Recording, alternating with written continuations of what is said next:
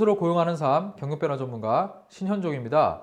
연말 연시가 되고요. 코로나 발생하고 나서 이제 내년이면 벌써 해가 넘어가는데요. 제가 창업한 지 이제 내년이면 12년입니다. 프리랜서도 상당히 오래 하고 있고요. 그래서 제가 여태까지 좀 경험했던 것들을 영상으로 만들어서 이야기를 드리고 있는데 같이 오늘 다뤄볼 주제는요.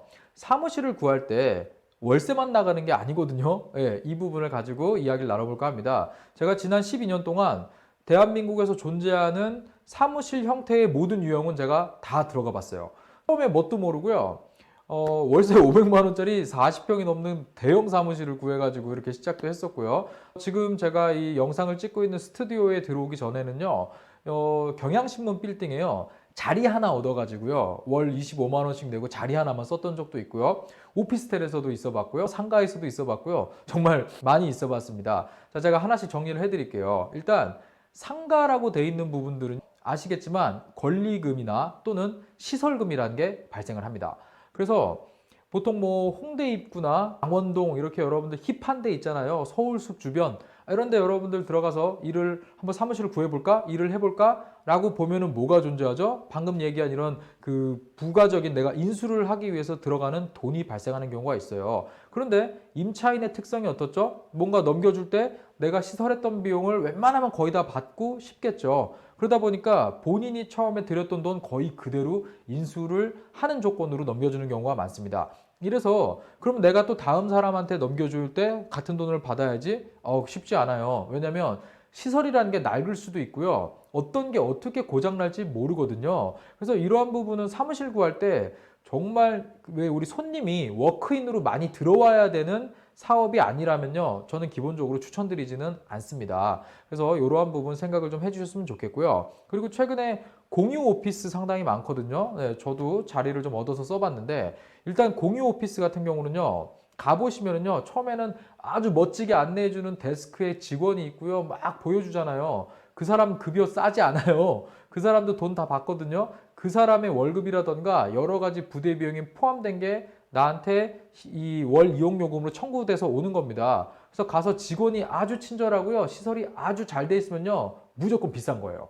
그런데 뭔가 내가 보증금이라는 게 필요 없기 때문에 초기에 진입하기에는 상당히 좋습니다. 그런데 뭐 외국 같은 경우는 위워크 같은 게 생겨난 이유가 서로 이종의 다른 사업을 하는 사람들끼리 거기서 소통을 하고 콜라보를 하면서 새로운 사업의 기회를 발견하기 위해서 그것을 가는데 한국은 문화가 그렇지 않아요. 어떻게 나의 아이디어를 저 사람과 공유합니까? 실질적으로 가보시면은요, 자기 공간에서 자기 일 하기 바쁘거든요.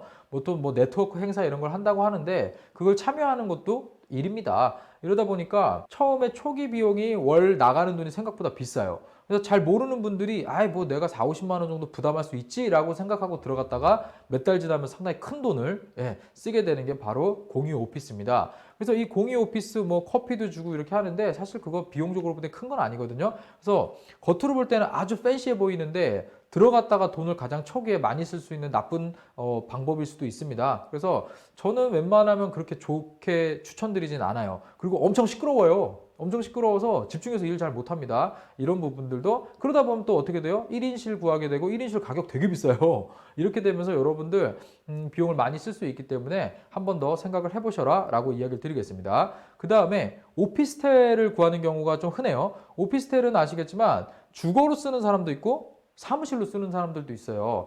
그런데 한 연식이 한 20년 이상 된 이 오피스텔 같은 경우는요. 사무 전용으로 지어진 경우가 많아요. 그래서 입구에 보면은요. 이렇게 왜 그 업체들 그 목록 쫙 그 디렉토리라고 하나요? 그거 쭉 있는 데들 있거든요. 좀 오래된 데 가보면요. 이런 데는 업무 전용 오피스고요. 딱 들어갔는데 뭔가 아파트처럼 경비실 하나 있고 문 여는 것도 카드가 있어야지 열 수 있고 막 이렇게 되어 있어요. 이거는 주거 겸용 오피스텔이에요. 주거 겸용 오피스텔로 가시면은요. 나는 사무실인데 옆집은 막 애들 뛰어다니고 막 이러거든요. 막 강아지 키우고 막 난립니다. 그래서 기본적으로 이렇게 복합으로 쓸 수 있는 곳들은요. 썩 제가 추천드리진 않는데 이런 데는 화장실이나 이런 것도 또 상당히 깨끗하고 최근에 지었기 때문에 시설도 좋아요. 바닥 난방도 개별적으로 보통 되어 있고요. 이러다 보니까 아 이거 사무실처럼 안 보이는데 싶어서 보통은 고민을 하게 됩니다. 그런데 나 혼자 쓸 거예요, 이 사무실. 또는 나랑 사업 파트너랑 그냥 쓸 거예요. 그럴 거면 전혀 문제 없어요. 그런데 직원을 들여야 된다? 직원은 가정집에 출근하는 느낌을 갖게 합니다.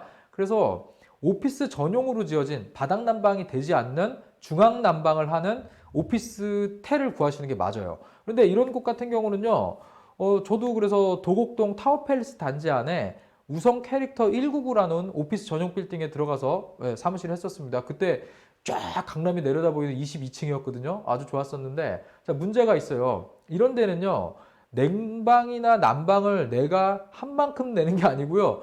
중앙식으로 돼 있어서 그냥 전체 건물에 다 쓰게 하고요. 평수대로 그냥 이렇게 엠빵이라고 하죠. 이렇게 해서 돈이 나오거든요. 그래서 월세는 180만 원인데 여름하고 겨울에 관리비가 막 70만 원, 80만 원 나와요. 네. 그러니까 근데 이게 관리사무소나 이 부동산에 물어보면은요, 에이, 관리비 얼마 안 나와요? 100% 거짓말이에요.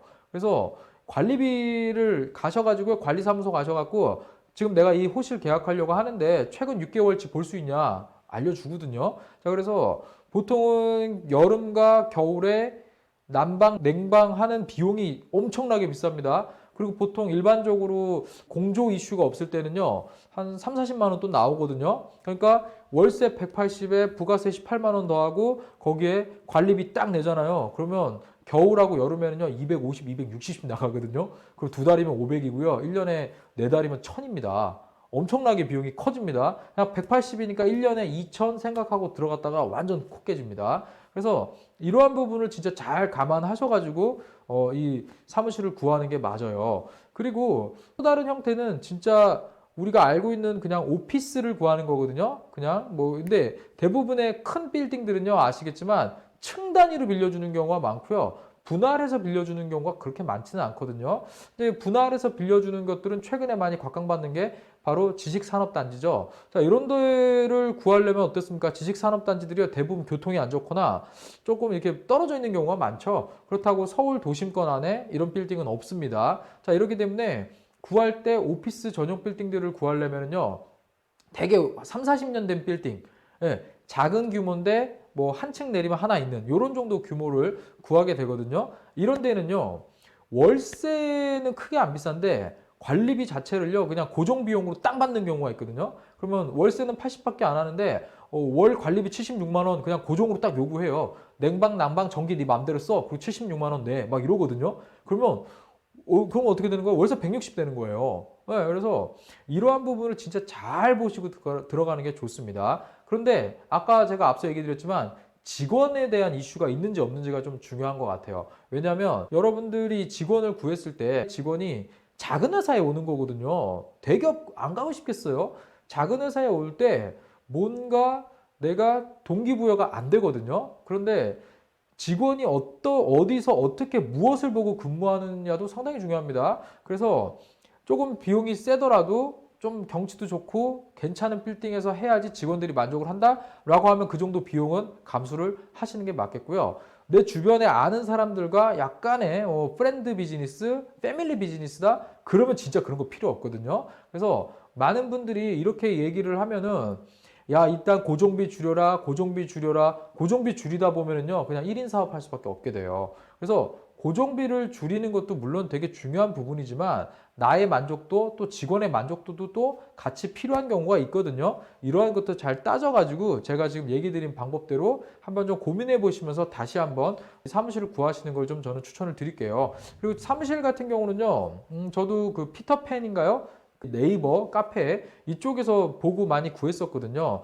그리고 친한 부동산이 있다고 하면은요, 부동산의 매물들이 올라와 있는 걸요, 다른 부동산에서 전화해서 같이 보여주는 경우가 있어요. 그러면 나랑 친한 부동산에서 복비를 좀 깎아줄 수도 있거든요. 저는 그런 식으로 주로 합니다. 그래서 제가 지금 촬영을 하고 있는 이 스튜디오도요, 다른 부동산에서 올라왔는데 제가 그 아파트 살 때 거래했던 부동산에 얘기해갖고 그 사장님이 통화해갖고 이 건물을 보고 저도 구하게 됐거든요. 그랬더니 복비를 한 반밖에 안 받으시더라고요. 그래갖고 원래 이 상가에 들어와 있는 데는 0.9인가요? 그래갖고 되게 비싼데 다행히 조금 냈었습니다. 자, 이런 부분 최대한 아낄 수 있으면 아끼는 게 좋겠고요. 그 다음에 보통 전기 사용이라던가 이런 부분은 제가 뭐 다음에 좀 더 얘기를 드리겠지만 일단 제가 확실하게 알고 있는 거는요.